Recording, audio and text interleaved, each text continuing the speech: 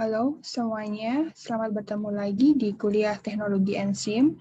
Kita akan lanjutkan kuliah kita di Teknologi Enzim, kuliah yang ke-9.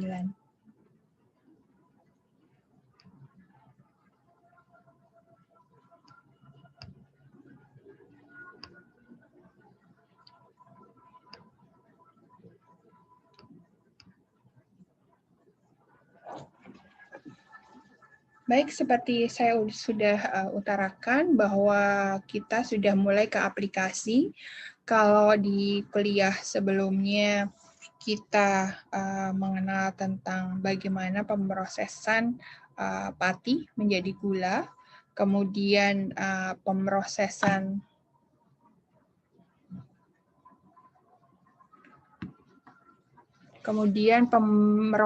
tentang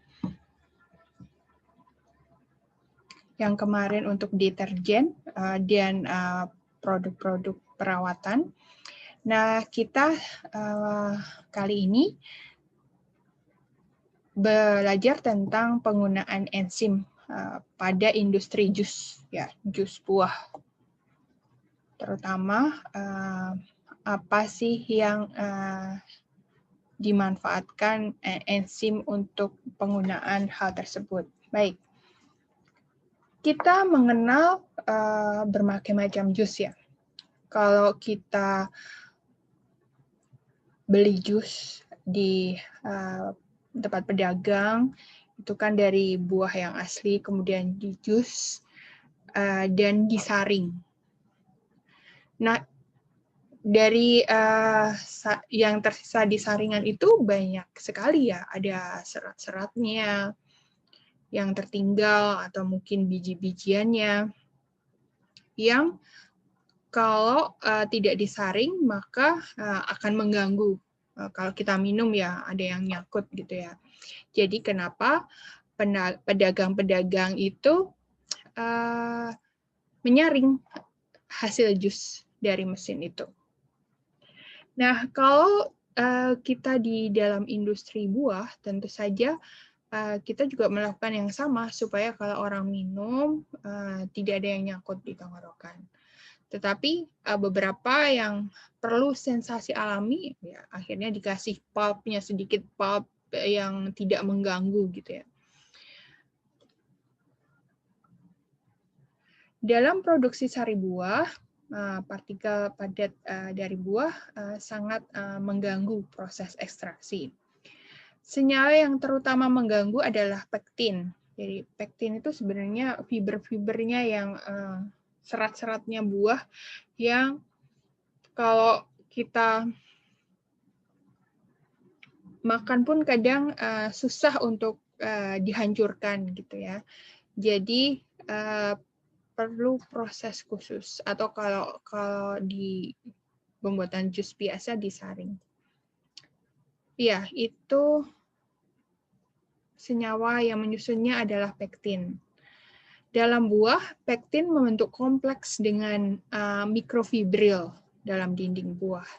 Sehingga pektin ini perlu dihilangkan.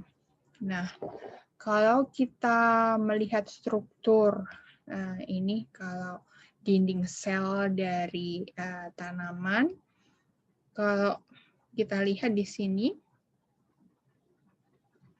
ada bagian primary dinding sel, kemudian ada plasma membran, kemudian itu ada lapisan lamilia. Nah, ini adalah fibril-fibril dari buah, kemudian diikat dengan cross-linking glikan yang kuning. Nah, pektin itu ditemukan di antara mikrofibril ini, pektinnya yang ungu ini. Dan ini meskipun kecil tapi sangat kuat, sehingga kalau dalam proses penghancurannya dia itu masih tersisa, sulit dihancurkan. Maka dibantu oleh yang namanya enzim. Ini misalnya dalam sel buah, kandungannya. Jadi kita lihat pektin di sini ya. Kemudian ada selulosa, hemiselulosa, dan glikoprotein. Di sini rata-rata lumayan tinggi ya, Kak. Tapi kadang kalau kita lihat nanas tuh sangat mengganggu ya, tapi pektinnya hanya sedikit. Lebih besar di mangga. Mungkin ada serabut-serabut fibrile, tapi mudah dihancurkan. Tapi kalau di mangga, pektinnya sangat kuat. Ini ada juga di cherry, di apel, dan buah pir.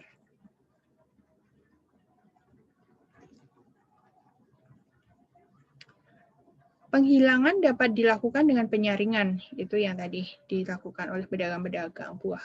Pemisahan dilakukan dengan pengendapan, tetapi proses ini memakan waktu sehingga perlu bantuan enzim agar lebih efisien. Diendapkan supaya turun, disaring gitu ya. Tetapi ini perlu waktu, maka dalam prosesnya itu diperlukan enzim.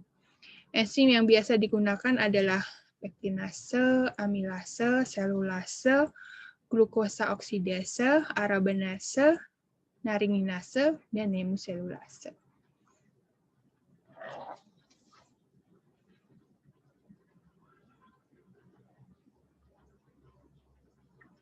Ini adalah beberapa aplikasi pektinase dalam industri jus buah.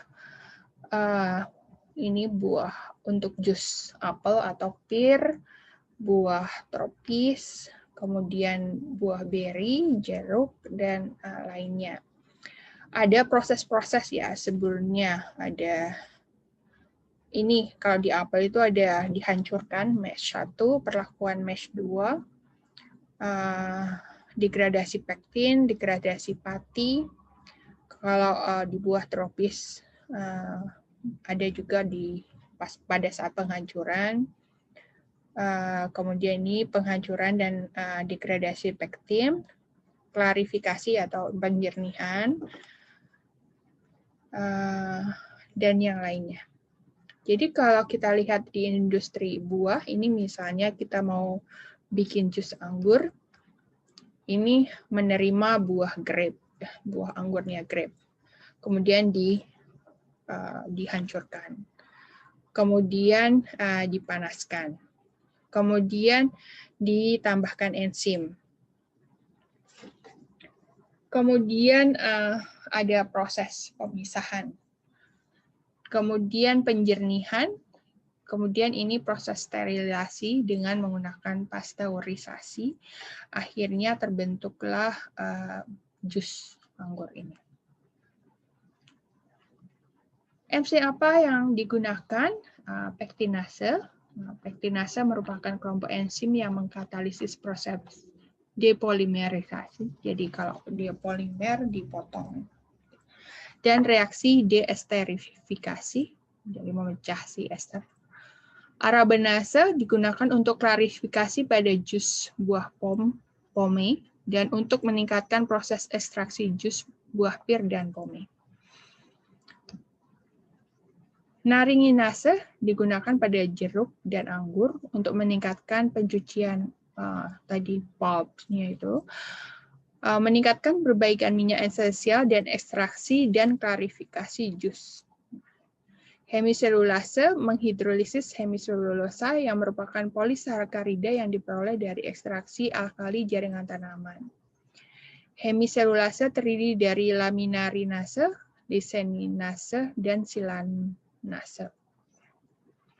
Jadi ini beberapa contoh enzim pada industri jus. Selanjutnya ada hemiselulase. Ini kalau sudah berbentuk bubur ya, pulp nanas, untuk memfasilitasi kemudahan proses filtrasi kalau disaring itu biar cepat. Amilase untuk mengklarifikasi atau menjernihkan jus. Penyebab kekeruhan adalah pati ya, karena ada pati keruh jadi dijernihkan. Pati ini masih tertinggal setelah proses sentrifugasi. Sisa pati tersebut dipecah menggunakan amilase, amiloglukosidase, yang aktif pada pH jus apel dan ditambahkan bersamaan dengan pektin. untuk proses selanjutnya penjernihan. Amilase juga menghilangkan ampas yang mengandung pati. Kemudian ada selulase yang memecah selulosa polimer yang terdiri dari molekul beta-glukosa. Selulosa ditemukan pada dinding sel dalam proses produksi apel. Dinding sel harus dipecah untuk melepaskan jus. Kemudian ada glukosa oksidase mengkatalisis pemecahan glukosa. Reaksi ini menggunakan molekul oksigen dan menghasilkan hidrogen peroksida. Jadi ini ada beberapa artikel yang menyatakan bahwa di penjernihan dari jus buah itu menggunakan enzim.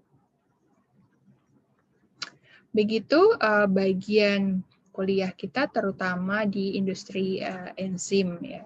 Dalam pemrosesannya di industri itu sangat berperan penting. Baik, demikian kuliah yang ke-9 dari teknologi enzim. Sampai bertemu di kuliah yang akan datang. Terima kasih.